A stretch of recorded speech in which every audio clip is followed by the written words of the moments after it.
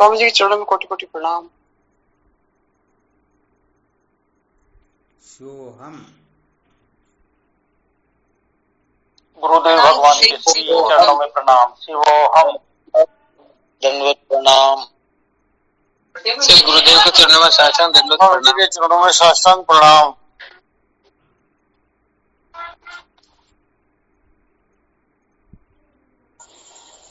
स्वामी जी के श्री चरणों में साष्टांग दंडवत प्रणाम। शिवोहम गुरुदेव।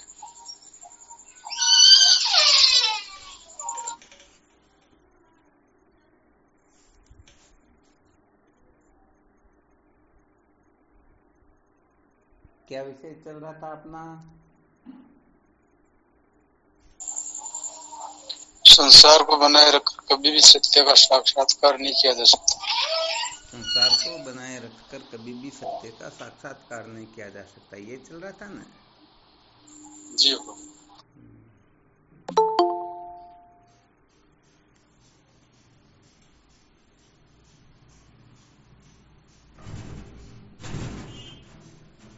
संसार को बनाए रखकर कभी भी सत्य का साक्षात्कार नहीं किया जा सकता। क्या तात्पर्य इससे?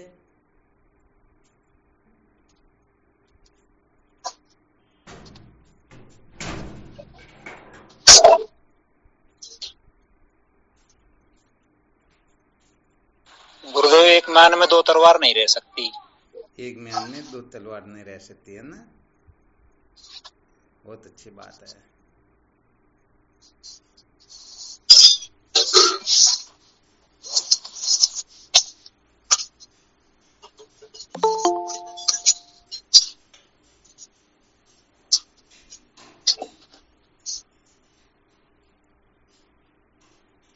और कौन बताएंगे?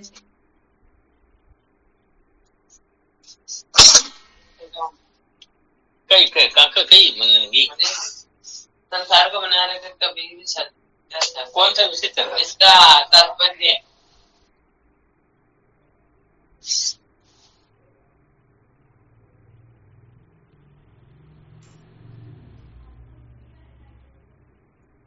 संसार को बनाए रखकर सत्य का साक्षात्कार नहीं किया जा सकता, इसके बारे में अपना अनुभव प्रकट करना है।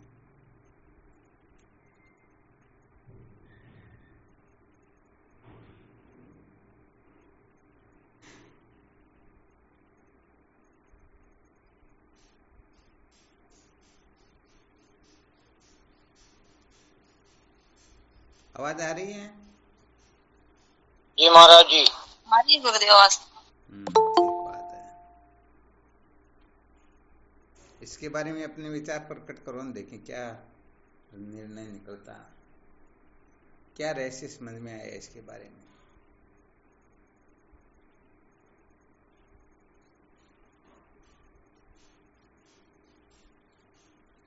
अपने को क्या समझ में आया इस रहस्य में, इस सूत्र के बारे में? काफी समय से ये चर्चा चल रही है ना।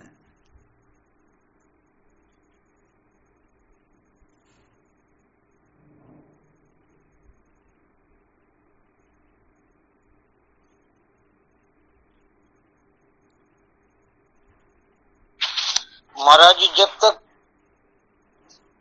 हमारी वृत्ति में संसार रहेगा, अच्छा, तब तक हमारी वृत्ति ब्रह्माकार वृत्ति हो ही नहीं सकती। और दो वृत्ति कभी एक साथ नहीं होती। तो मैंने तो हम बाह्य साधनों में ही अपना परम सुख ढूंढेंगे। और जब तक अपन को यह संसार दुख रूपी नहीं लगेगा, तब तक वृत्ति ब्रह्माकार वृत्ति होगी नहीं, न जिज्ञासा उत्पन्न होगी, न गुरु की शरण में जाने की कोशिश होगी, और अपना कल्याण नहीं होगा। बहुत बहुत अच्छी बात है।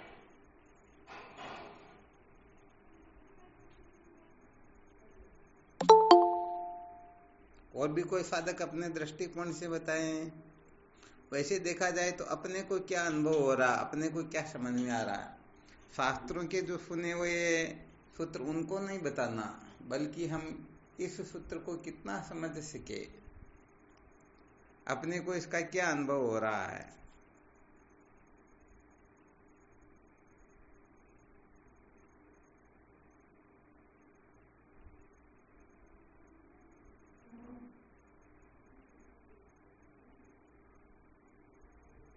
कि महाराज जी अपना ही तो अनुभव है कि जब से हमको संसार की वृत्ति, संसार ही हमको अच्छा लगेगा, हम इसमें ही अपनी वृत्ति यहाँ तक ही सीमित रहेगी, हम बाहर तो उठने की कोशिश ही नहीं करेंगे ना, हमारे को तो यही आनंद प्राप्त हो रहा है। बहुत बहुत धन्यवाद है, आपने तो बहुत अच्छा पुरुषार्थ किया। और बाकी के साधक भी देखें क्या बोलते हैं। सुन तो सभी रहे तो भाई कुछ न कुछ तो अपने को स्फूर्णा होगी होगी, कुछ न कुछ अनुभव तो इसमें निश्चित रूप से हुआ होगा। शिवोहम स्वामी जी। हाँ शिवोहम। वे इंद्रिया प्राण मन बुद्धि को बनाए रख के इसमें अहंता अहंता ममता करके हम सत्य का साक्षात्कार नहीं कर सकते हैं। बहुत बहुत उत्तम बात है।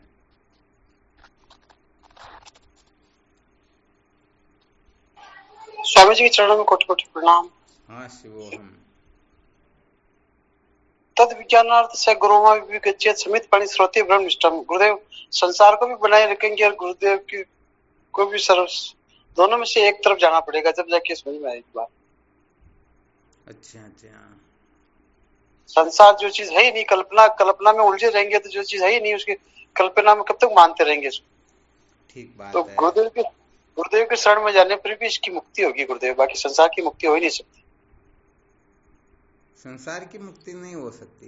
नहीं संसार छूट ही नहीं सकता गुरुदेव। वो जो कल्पना से तो जो कल्पना से कल्पित हो रहा है वो तो गुरुदेव भी छुटाएंगे इसके बारे में।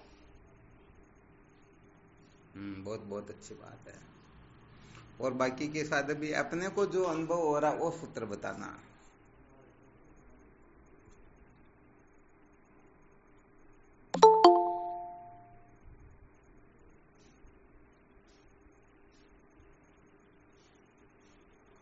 गुरुदेव ये संसार अज्ञान से ये प्रतीत हो रहा है, और जब तक हम अज्ञान में उलझे रहेंगे तब तक हमें ज्ञान नहीं प्राप्त हो सकता।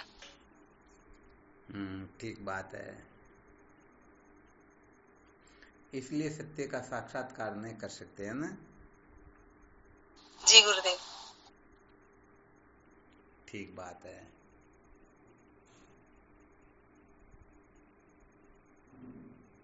संसार को क्या बताया?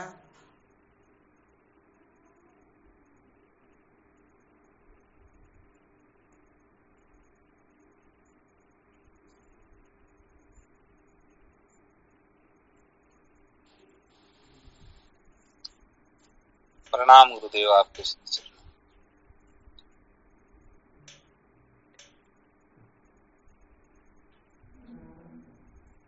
हाँ शिवम बोलो। ये हमारा मन बुद्धि संसार है स्वामी। क्या है? ये मन बुद्धि ही संसार है। मन बुद्धि संसार। अच्छा, क्या निर्णय निकला इससे?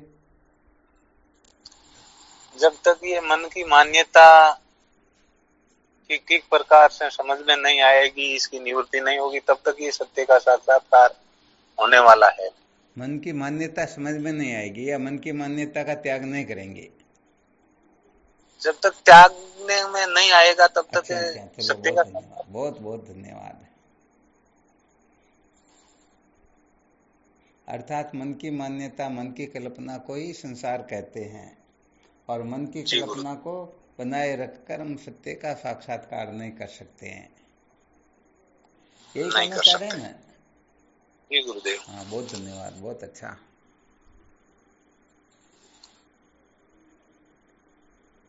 और भी कोई साधक है?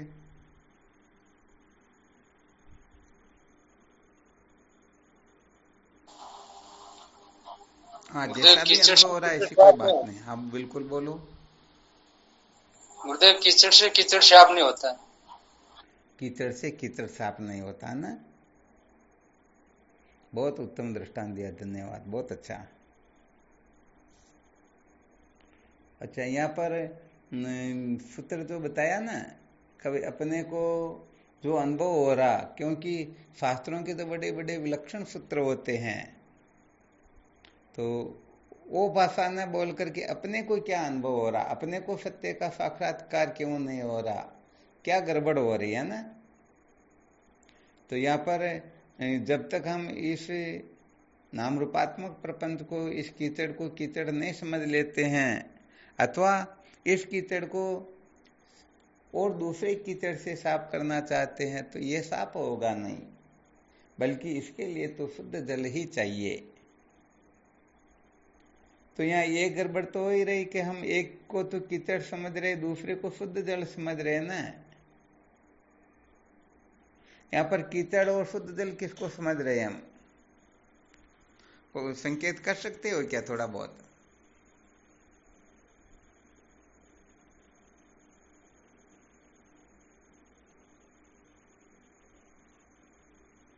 शिवम गुरुदेव। हाँ शिवोहम। अज्ञान को कीचड़ समझना गुरुदेव, ज्ञान को शुद्ध जल समझेंगे। या समझना नहीं, अपने को क्या अनुभव हो रहा, प्रश्न ही यही था। अपने को इसमें क्या अनुभव हो रहा, बस इस पर बोलना, वरना शास्त्रों की भाषा में नहीं बोलना। ये तो अपनी सुनी सुनाई बातें जी। क्योंकि महाराज जी, हाँ बोलो। महाराज जी, ये पूजा पाठ, यश जप तप, ये सब खिचड़ी है। अच्छा।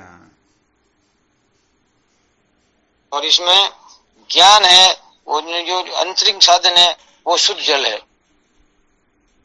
यहाँ पर प्रश्न यही है कि संसार को बनाए रखकर सत्य का साक्षात्कार क्यों नहीं किया जा सकता है ना।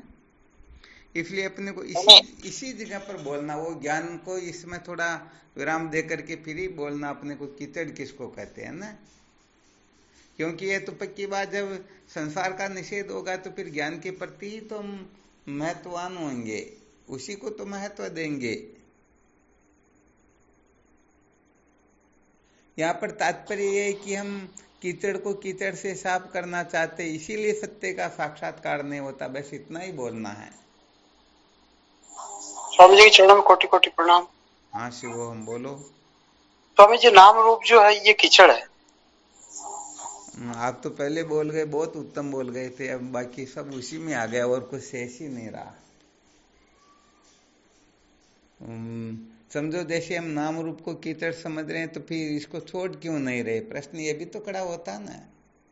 क्योंकि कीचड़ में कोई रहना थोड़े चाहता,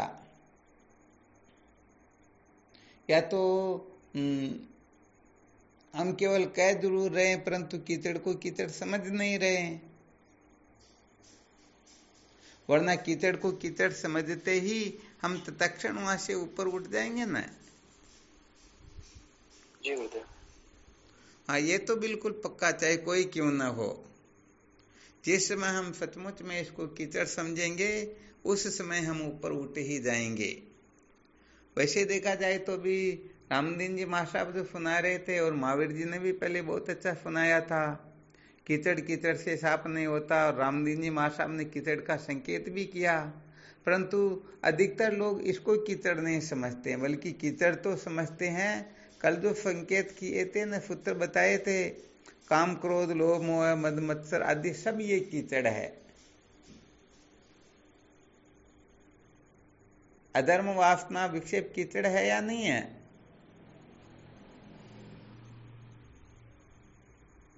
है गुरुदेव। तो अधर्म वासना विक्षेप रूपी कीचड़ को साफ करने के लिए हम धर्म उपासना योग का आश्रय लेते हैं। तो धर्म उपासना योग के द्वारा जब अधर्म वासना विक्षेप की निवृत्ति हो जाती है, उसके पश्चात यदि हम धर्म उपासना योग को भी कीचड़ समझ लेंगे तब तो ब्रह्म विद्या की ओर प्रवृत्ति हो जाएगी। और यदि इनको हम कीचड़ नहीं समझेंगे तो हम है जहाँ के तहाँ ही अटक जाएंगे। इसीलिए सत्य का साक्षात्कार होता ही नहीं। देखो यहाँ थोड़ा संकेत कर देते हैं, क्योंकि ये भी विशेष रूप से समझने की होती हैं। ज्यादातर संसार में क्या देखा जाता है कि लोग अधर्म वासना विक्षेप को तो कीचड़ समझे या न समझे ये बात अलग हो जाती है, परंतु धर्म उपासना योग को अवश्य कीचड़ समझ लेते हैं। थोड़ी गड़बड़ जो होती है उनके बारे में संकेत कर रहे हैं, क्योंकि ये जीवों का स्वभाव होता है। जिस काम को हम नहीं करना चाहते ना, उस काम को नहीं करने के हम 50 फॉर्मूले निकाल लेंगे, तो इस कारण से हम इस काम को नहीं करना चाहते हैं। परंतु जिस काम को करना चाहते हैं उसको करने के भी हम 50 सूत्र निकाल के बता देंगे, इसलिए हम इस काम को कर रहे हैं। हाँ, थोड़ा ध्यान देना ना। तो जीवों का जो स्वभाव है, इस मन का जो स्वभाव है ना, अनादिकाल से केवल और केवल मात्र शब्दादि विषयों की ओर ही प्रवृत्त होना रहा है। इसीलिए तो कहा गया है पंच ज्ञानेंद्रियों के जो पंच विषय है, इसी में जीवात्मा रमण करता है और इनमें आसक्ति ही बंधन का मुख्य कारण होती है। इसमें बंधा हुआ जीव निश्चित रूप से तड़पता ही रहता है, बंधा ही रहता है। तो देखो, यहाँ धर्म उपासना योग को हर कोई कह देगा हाँ ये कीचड़ है, परंतु अधर्म वासना विक्षेप को कीचड़ नहीं कहेंगे, क्योंकि अभी मन में जो संस्कार बैठे हुए हैं वो कहने का मतलब उस ओर के ज्यादा प्रबल होते हैं।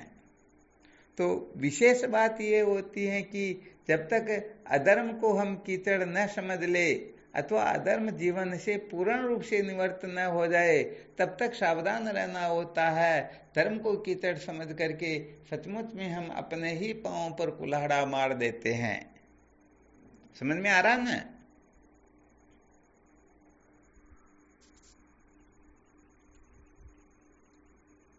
थोड़ा महाराज जी वापस। चलो ठीक, बहुत अच्छी बात है। क्या होता है कि ध्यान देना, भगवान कृष्ण भगवद गीता के 3रे अध्याय के 5वें श्लोक में संकेत करते हैं, न ही कश्चित क्षणमपि जातु तिष्ठते क्रमकृत। अर्थात इस संसार में ऐसा कोई प्राणी है ही नहीं जो क्षण मात्र भी, क्षण भर भी कर्म के बिना रहता हो। वो शरीर से नहीं करेगा तो वाणी से करेगा, नहीं तो मन से तो निश्चित रूप से कुछ न कुछ करेगा ही करेगा। आ गया समझ में? ठीक है। अब यहाँ पर कहने का मतलब, यदि कोई जीवन से अधर्म को पूर्ण रूप से निकाले नहीं, 17 प्रकार के पापों का 10 दोष व 7 प्रकार के व्यसन का ठीक प्रकार से तो त्याग करे नहीं, और कह दे भाई धर्म भी कीचड़ है, तो बताओ वह रसातल में जाएगा या नहीं जाएगा? ये तो जाना ही है। हाँ, जाना ही है, क्योंकि सच्ची बात तो ये है कि धर्म उपासना योग इनको धारण किए रह करके भी कोई अविद्या के बंधन से छूट नहीं सकता है। तो फिर अधर्म वासना विक्षेप को महत्व दे करके उस कीचड़ में पड़े रह करके कभी अविद्या के बंधन से छूट पाएगा क्या? नहीं पाएगा गुरुदेव। हाँ, कभी नहीं हो पाएगा, क्योंकि ये जीवों का स्वभाव होता है। ये कहीं ना कहीं पर अपना संबंध बना लेते हैं, कहीं ना कहीं पर आसक्त हो जाते हैं, कहीं ना कहीं अटक ही जाते हैं। बिना आश्रय के, बिना संग के ये रह सकते ही नहीं। क्या होता है, कोई एक ऐसा पुरुष जो रासलीला में इतना आसक्त हो गया, इतना आसक्त हो गया कि वो घर पर जाता ही नहीं, रात को रासलीला देखता और दिन भर वो रासलीला करने वालों के आगे पीछे ही भटकता था। अब उनकी घरवाली परेशान हो गई, रे तो घर पर आए ही नहीं, न टाइम पर भोजन करे, न घर की देख रेख व्यवस्था करे। बड़ी परेशान हो गई, तो गई उड़िया बाबा जी महाराज के पास में जाकर के कहा, भगवान कृपा करो, ये तो पता नहीं क्या इनके सिर पर भूत सवार हो गया, ये तो रासलीला के आगे पीछे ही भटकते रहते, उन लोगों को देखते रहते, उनके पास रहते, उनसे बात करने की कोशिश करते, इधर उधर तो होना ही नहीं चाहते ही है। तो उड़िया बाबा जी महाराज ने उनको समझाया, अरे भाई ये तो कीचड़ है, यहाँ पर क्यों उलझता है, इनसे थोड़ा ऊपर उठे। अब वह रासलीला वालों का संग त्याग कर देता है, न तो रासलीला देखता है, न रासलीला वालों के आसपास भी भटकता है। परंतु कुछ समय के बाद में क्या होता है कि वह किसी स्त्री में आसक्त हो जाता और रात दिन उसी के चक्कर में पड़ा रहता। अब विचार करके बताओ, पहले वाला ठीक था या ये वाला ठीक है? इससे तो पहले वाला ठीक था ना। तो सच्ची बात ये होती है कि यदि जीवन से अधर्म पूर्ण रूप से न निकले, वासनाओं की निवृत्ति न हो। हाँ, ये भी ध्यान रखना चाहिए कि वासनाओं की निवृत्ति का नाम भी ज्ञान होता है, अधर्म की निवृत्ति को भी ज्ञान कहते हैं, विक्षेप की निवृत्ति भी, ये सब ज्ञान की अंग ही है। जैसे ये पदार्थ जो बनते हैं ना, एक एक कण करके रोटी का समझो, एक एक कण करके रोटी बन जाती या नहीं बन जाती? तो ये सब ज्ञान की ही तो भूमिका तैयार हो रही होती है। तो ये बिल्कुल पक्की बात है कि धर्म उपासना योग भी कीचड़ ही है, परंतु अधर्म वासना विक्षेप की निवृत्ति हो जाने के पश्चात यदि इनको कोई कीचड़ समझेगा तब तो वह सत्य का साक्षात्कार कर लेगा, और अधर्म वासना विक्षेप की निवृत्ति न होने पर भी इनको कीचड़ समझ लेगा तो सचमुच में वह अंतर्मुख नहीं होगा बल्कि बहिर्मुख हो जाएगा। वह तो निश्चित रूप से बहुत अधिक भटक जाएगा। भाई नदी दो किनारों के मध्य में चले तभी समुद्र में पहुंचती है ना। जी महाराज। हाँ, तो वेदांत यहाँ पर कहने का मतलब इस प्रकार से नहीं कि किसी को उच्छृंखल बनवा देता है, मौज मस्ती मनोरंजन की ओर लगवा देते, ऐसी बात ही नहीं है। वेदांत की दृष्टि में तो जगत का अत्यंत अभाव होता है, आत्म तत्व के सिवाय और किसी की कल्पना भी नहीं होती है। परंतु यदि कोई गड़बड़ करके बैठे तो ये समझने का भेद होता ना।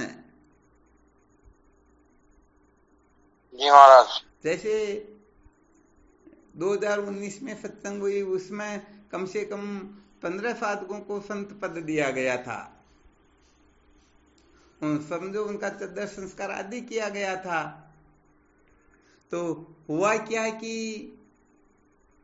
अब इनको समझना तो ये था कि हम हमारे से जो नीचे की लेवल के लिए हैं उनके लिए हम संत है, परंतु बहुत सारे ऐसे हो गए कि गुरुजी के लिए भी संत बन गए। बहुत बड़ी गड़बड़ हो गई या नहीं हुई? गड़बड़ी हुई। हाँ, तो इसीलिए तो कहने का मतलब लोग जहाँ पर चित्त नहीं लगता ना, धर्म कर्म में कौन उलझना चाहेगा। यहाँ तो त्याग वैराग्य की आवश्यकता होती है, यहाँ तो अंतर्मुक्ता होती है, यहाँ तो एकनिष्ठ होना होता है। मजा एक जगह अटकने में थोड़ी आता। वो तो प्रतिदिन नई नई चीजें की खोज करते हैं ना। तो इसलिए धर्म आदि को कचरा कहने में कोई हिचकिचाएंगे नहीं। अधर्म आदि छूटे या नहीं छूटे इनकी आवश्यकता नहीं रहती है। इसलिए बहुत अधिक समझना होता है कि वास्तविकता क्या होती है। तो बड़ी गड़बड़ होती है ना हमारा जी। हाँ, इसलिए कहने का मतलब संसार को बनाए रखकर सत्य का साक्षात्कार नहीं कर सकते, इसका स्वरूप बहुत अच्छी तरह से समझना होता है। बहुत अच्छी तरह से समझेंगे तभी काम चलेगा। कल के दृष्टांत के अनुसार देखा जाए तो पहले काम क्रोध लोभ मोह है, इनको नष्ट किया या पहले लज्जा दया कीर्ति इनका नाश किया? किसका किया? काम क्रोध लोभ का। अरे भाई, सबसे अधिक मानने वाला तमोगुण होता है, फिर रजोगुण होता है, सतोगुण भी बांधता है, परंतु उनके जितना थोड़े बांधता है। तो ये सत्वगुण के द्वारा होती हैं। तो सत्वगुण जो है ये भी ज्ञान के अभिमान से बांधता है। इसलिए रजोगुण तमोगुण तो निश्चित रूप से बांधेंगे ही बांधेंगे ना। जब सतोगुण भी बांध रहा है तो रजोगुण तमोगुण नहीं बांधेंगे क्या? बांधेंगे गुरुदेव। हाँ, इसलिए बहुत अच्छी तरह से समझना होता है। संसार को बनाए रखकर सत्य का साक्षात्कार नहीं किया जा सकता। सचमुच में अपना अनुभव क्या है, हम सचमुच में किसको महत्व दे रहे हैं, किसके पीछे पागल हो रहे हैं। जब श्वास खुलती है तब किसका चिंतन करते, सोते समय किसका चिंतन करते, दिन भर हम क्या चिंतन मनन करते, क्या खाते पीते, किससे मिलते, क्या करते क्या नहीं करते, इन सबका अपने को बहुत अच्छी तरह से मंथन करना होता है। फिर देखना होता है कि इसमें कचरा क्या है, कीचड़ क्या है और शुद्ध जल क्या है। तो सचमुच में शुद्ध जल तो केवल ब्रह्म विद्या ही है, परंतु यहाँ पर भी तो अधर्म कीचड़ है और शुद्ध जल जो है वो धर्म ही तो हुआ न। अधर्म के मिटने के बाद में फिर विचार करके देखेंगे तो सचमुच में धर्म जो है ये भी अज्ञान का कार्य होने से अज्ञान को निवर्तन नहीं कर सकता, इसलिए इसे भी अपने को ऊपर उठना है। परंतु इसको कीचड़ समझेंगे तो इसे ऊपर की कक्षा जो है उसको हम जल समझेंगे शुद्ध, तभी तो काम चलेगा ना। अच्छा, केवल धर्म को हम कीचड़ समझ ले और इस कीचड़ को कैसे साफ किया जाता, उस जल का यदि अपने को ध्यान न हो तो गड़बड़ तो हो गई ना। बिल्कुल महाराज। हाँ, इसलिए ये सदा ध्यान रखना चाहिए, क्योंकि बहुत सारे लोग वेदांत से आंख मिचौनी क्यों करते, क्योंकि बहुत सारे ऐसे होते हैं जो इस ज्ञान का दुरुपयोग कर देते हैं। हम कुछ भी खाए, कुछ भी पिए, कैसे भी रहे, कुछ भी करे, कैसे भी करे, हमारे को क्या फर्क पड़ता, आत्मा तो ऐसी वैसी है, हमारा तो कुछ होता ही नहीं, ये तो इंद्रियों के अर्थों में बढ़त रही। अरे भाई, ये तो जीवन मुक्त महापुरुषों के लिए बताया गया। अभी तो हम देह, इंद्रिय, प्राण, मन, बुद्धि में बहुत ज्यादा पागल हो रहे हैं, संसार को सत्य प्रिय रमणीय समझ करके मरने मारने पर उतारू हो रहे। इसलिए ये सूत्र अपने लिए नहीं है। यथार्थ ज्ञान होने के बाद प्रारब्धानुसार जो स्थिति होती है वो बड़ी विलक्षण होती है। और पहले यदि हम देखते नहीं ज्ञानियों के ऐसे लक्षण होते, इनको ज्ञानी कहते, ज्ञानियों की ऐसी निष्ठा, ऐसी समझ होती, तो हम भी ऐसी ही कल्पना कर ले, तो कल्पना से काम थोड़े चलता है क्या?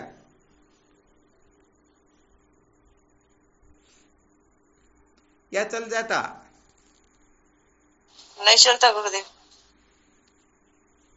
अनुभव से काम चलता। क्या बात है, बिल्कुल अनुभव से काम चलता।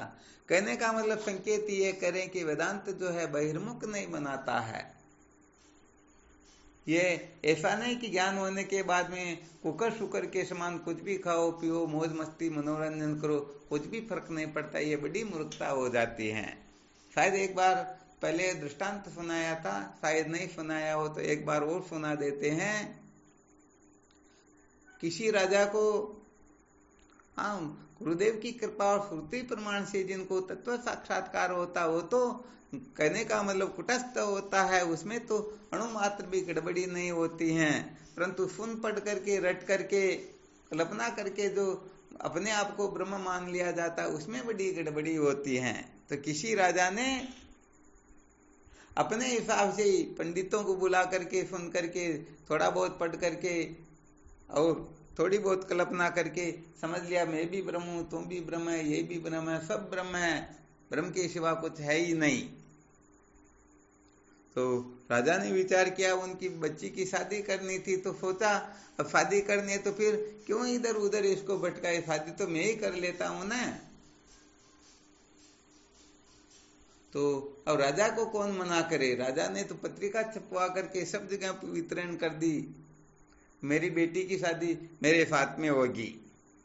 अब उनको कौन क्या कहे, खूब समझाए, परंतु राजा का ऑर्डर ही अलग होता, आदेश ही अलग होता है। तो मंत्रियों ने देखा ये तो बड़ा अनर्थ हो जाएगा, बड़ा गड़बड़ हो जाएगा, क्या करें। तो फिर गए, अंत में उनके गुरुजी के सिवाय कहाँ पड़ जाएंगे, जाकर के कहा, गुरुदेव आपका शिष्य तो ऐसा काम कर रहा है।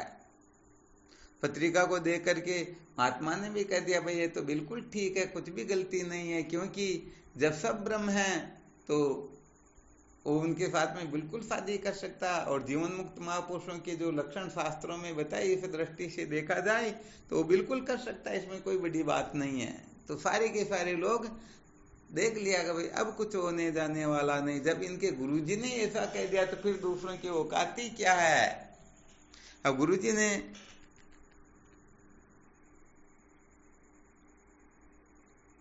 उनको समझा बुझा करके भेज दिया, भाई तुम जाओ, तुम चिंता मत करो, जो शास्त्रोक्त है वही होगा और ऐसा वैसा कुछ होगा नहीं।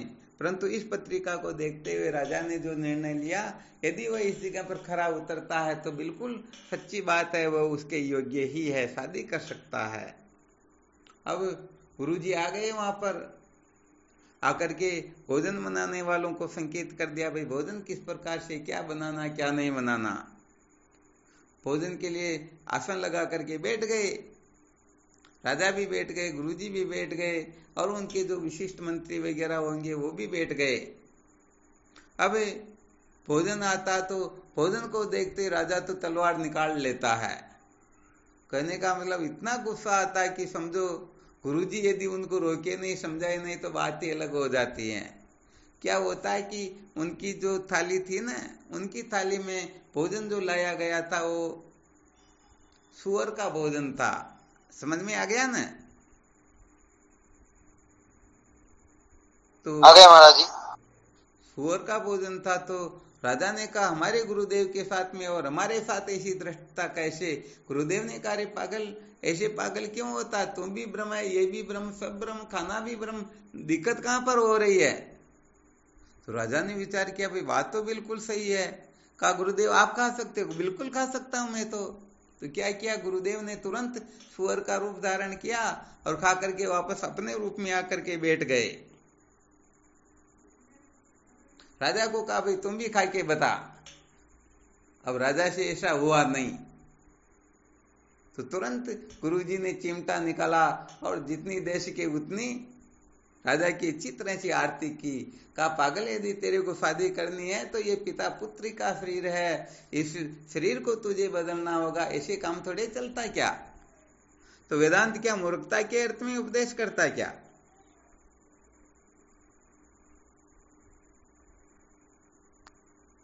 समझ में आ गया ना?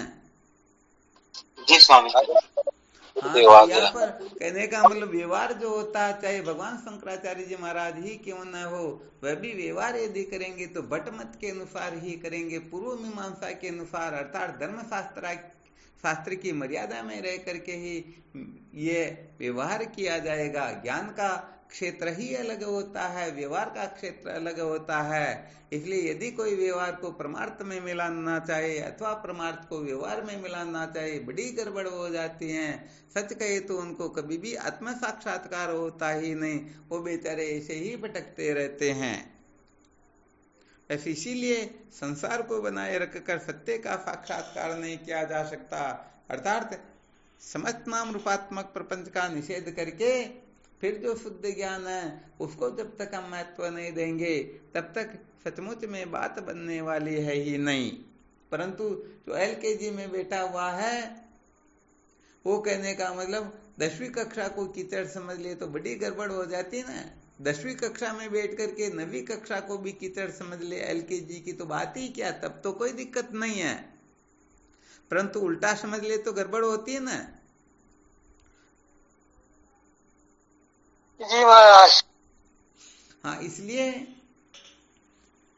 सचमुच में जब तक तत्व जिज्ञासा जागृत नहीं होती है तब तक ये सारे के सारे जो हैं ये यथावत चलते रहते हैं, क्योंकि इन साधनों की कृपा से ही तत्व की जिज्ञासा जागृत होती है। आ गया ना चित्र से समझ में?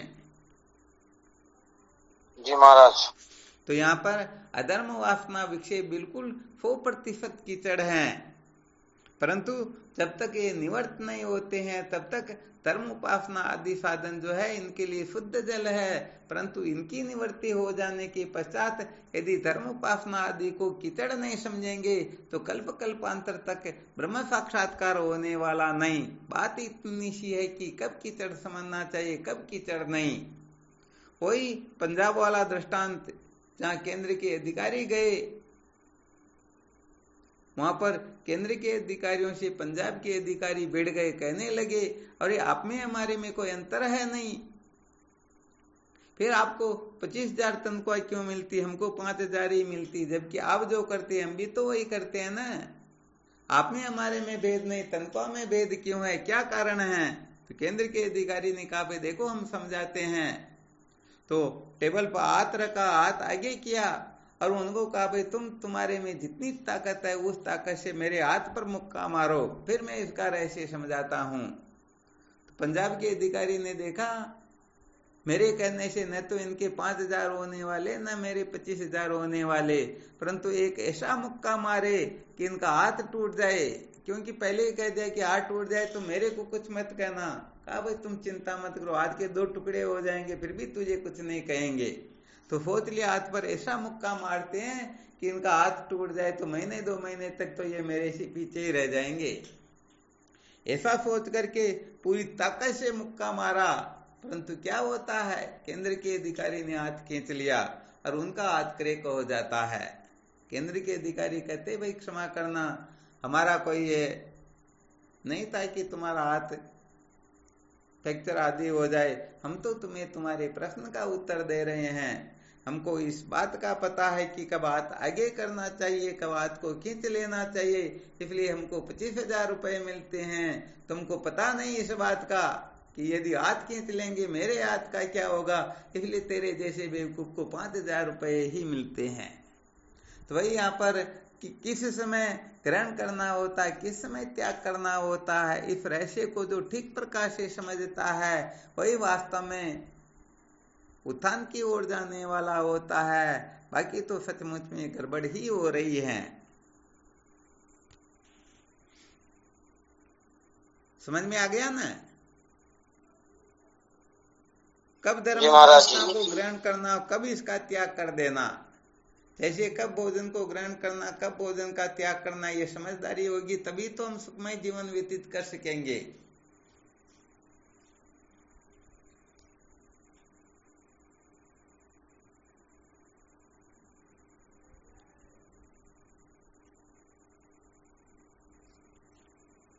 तो यहाँ पर बहुत अच्छी तरह से अपने को ऐसे समझना होता है, जब तक सच्ची जिज्ञासा जागृत नहीं हो जाती है तब तक जिन जिन से जिज्ञासा जागृत होती है उनको कीचड़ नहीं समझना होता है। और जिज्ञासा जागृत होने के पश्चात भी यदि उनको कीचड़ नहीं समझ पाते हैं तो सचमुच में वह कभी भी ब्रह्म विचार नहीं कर सकेगा, फिर वो बेचारा धर्म उपासना आदि में ही अटका रह जाएगा, वह तीर्थ व्रत पूजा पाठ के सिवाय कुछ करेगा ही नहीं। इसलिए भाई इनको करना भी होता है, छोड़ना भी होता है। जब तक भूख की निवृत्ति नहीं होती तब तक भोजन की आवश्यकता होती है, भूख के निवृत्त होने पर फिर भोजन का भी त्याग करना होता है। तो ये सारे के सारे रहस्य बिल्कुल स्पष्ट है, कोई संशय तो नहीं है ना? नहीं गुरुदेव। हाँ बिल्कुल क्लियर। इसीलिए अपने को स्वयं को देखना है कि मेरे जीवन से अधर्म वासना निवृत्त हुई या नहीं हुई। यदि हो गई तो फिर हम सचमुच में ब्रह्म विचार पूर्ण रूप से कर पाएंगे, और यदि नहीं हुई तो हम ये ब्रह्म ज्ञान जो है, ब्रह्म विद्या जो है, इसको भी वासना के पूरा करने में ही काम लेंगे। बिल्कुल सही ना? जी गुरुदेव। शिवम गुरुदेव। हाँ, वासना क्या होती, मेरी सब जगह पर जय जयकार होती रहे, मेरे को आदर मिलता है, जैसे राजा करना चाह रहे थे। क्या हुआ? जैसे राजा करना चाह रहे थे। हाँ बस बस बिल्कुल सत्य, बहुत अच्छी बात है, बात पकड़ ली। तो व्यवहार शास्त्रों की मर्यादा में रह के ही करना होता है, गड़बड़ नहीं करनी चाहिए, और फिर इसको कतरा भी समझ लेना चाहिए, क्योंकि ये जीवन सदा के लिए इसी में उलझे हुए रहने के लिए मिला हुआ ही नहीं। हाँ, इनका तो अध्यारोप किया जाता है अधर्म वासना विक्षेप की निवृत्ति के लिए। यदि वह निवृत्त हो गए तो इनको सचमुच में कतरा समझेंगे, तभी समझो हम सच्चे जिज्ञासु होंगे। तभी तो यहाँ पर साधन सहित कर्मों के त्याग के लिए कहा जाता है।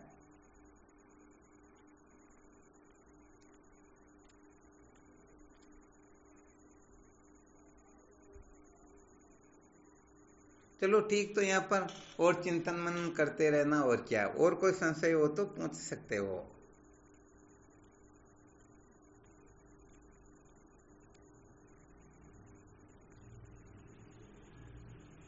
क्योंकि अपने को दोनों तरफ से विचार करना होता है।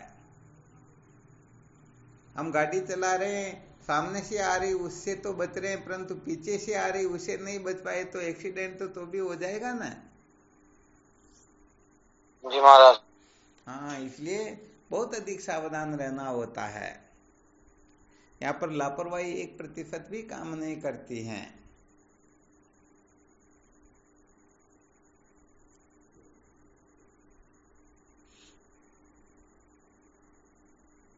तो अपने को व्यक्तिगत रूप से इन सूत्रों को समझना, व्यक्तिगत रूप से इनको धारण करना, व्यक्तिगत रूप से इसका मंथन करके देखना।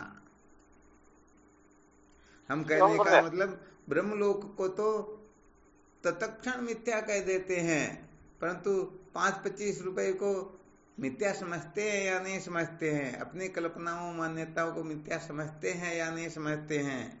अपने देह इंद्रिया प्राण मन बुद्धि को झूठा समझते हैं या नहीं समझते हैं? अपने घर परिवार को, नाते रिश्तों को झूठा समझते हैं या नहीं समझते हैं? मंथन तो करना होगा ना।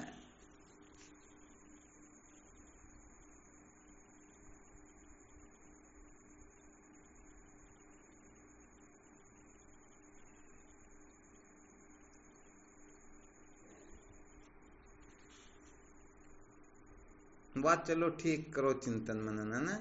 और कोई शंका हो तो देख लो, नहीं तो फिर कल विचार करेंगे। शिवम गुरुदेव, मैंने थोड़ा संशय भी लो। हाँ बिल्कुल, फरमाओ। पीछे वाले से हम कैसे बचे हो? तो मान लो हम चल रहे आगे ना, जबरदस्ती आके ठोक दे पीछे वाली गाड़ी से। साइड ग्लास कचरा आ रहा तो उसको हटा दो ना। साइड ग्लास ही हटा रखा, सब कर रखा है, देख रहे हैं साइड पीछे ग्लास गाड़ी है आ वो, रही तो है। फिर हम आगे निकलने के लिए कोशिश करेंगे तो पीछे तो देख लेंगे, भाई पीछे मेरे से कोई तेज तो नहीं आ रहा है।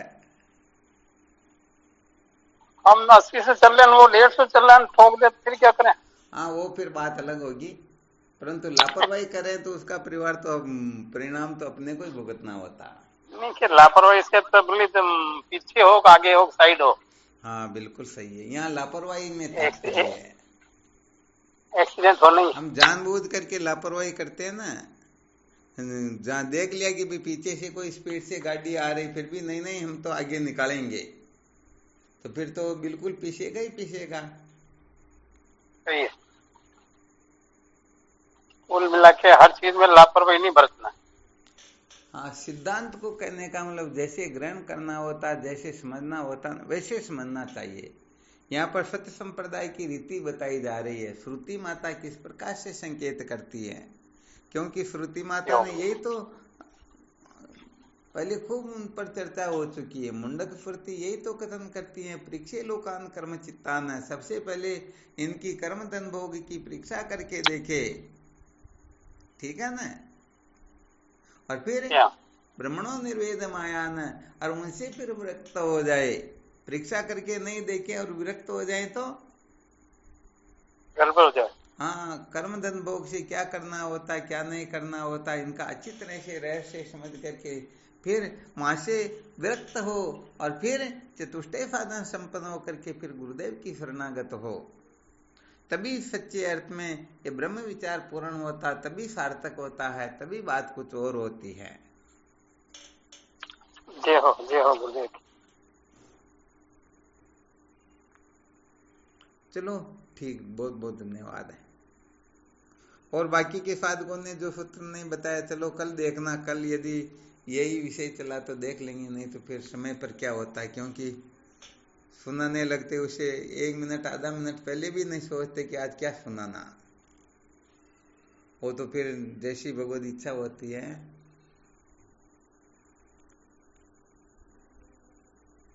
चलो ठीक, फिर करो चिंतन मनन। शिवोहम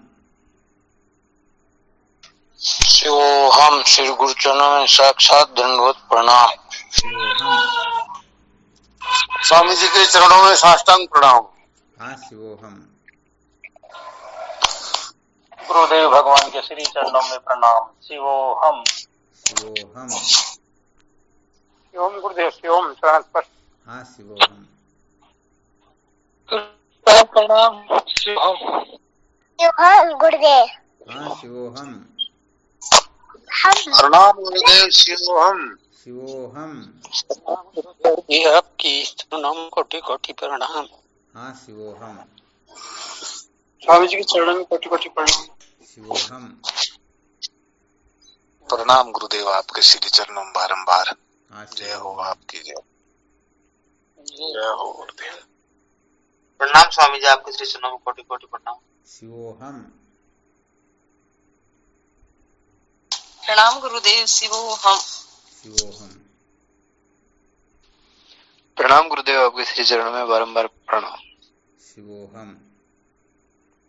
प्रणाम स्वामी जी, आपके श्री चरणों में कोटि कोटि प्रणाम। शिवोहम। प्रणाम गुरुदेव, आपके श्री चरणों में कोटि कोटि शिवोहम। श्री गुरु के चरणों में साष्टांग दंडवत प्रणाम। शिव हम दत्त।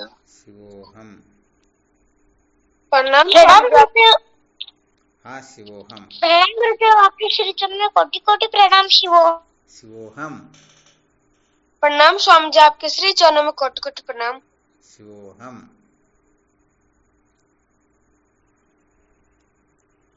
श्री सतगुरुदेव के चरणों में कोटि कोटि प्रणाम। शिवोहम। कोटि कोटि प्रणाम स्वामी जी, आपके श्री चरणों में। शिवोहम। स्वामी जी को साष्टांग दंडवत प्रणाम। शिवोहम गुरुदेव। शिवोहम। हमारा सतगुरु सलाम कोटि कोटि प्रणाम भाव दी। शिवोहम। शिवोहम। प्रणाम स्वामी जी। शिवोहम। शिवोहम। शिवोहम।